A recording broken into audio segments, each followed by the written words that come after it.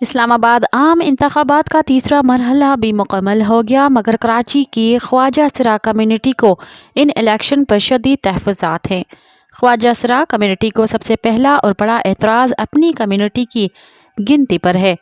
یوں تو ملک بھر کی خواجہ سرا تنظیمیں الگ الگ دعوے کرتی اور اعداد و شمار بتاتی ہیں، لیکن 2017 کی مردم شماری کے مطابق ملک بھر میں خواجہ سرا کمیونٹی کی تعداد 21,774 ظاہر کی گئی تھی۔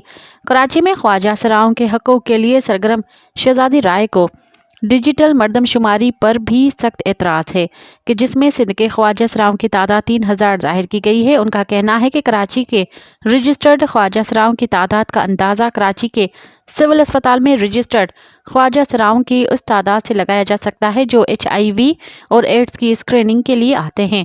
یہ تعداد 20,000 کے قریب ہے۔ شہزادی کے مطابق 2016 اور 2017 میں integrated biological and behavioural surveillance کی گئی تھی۔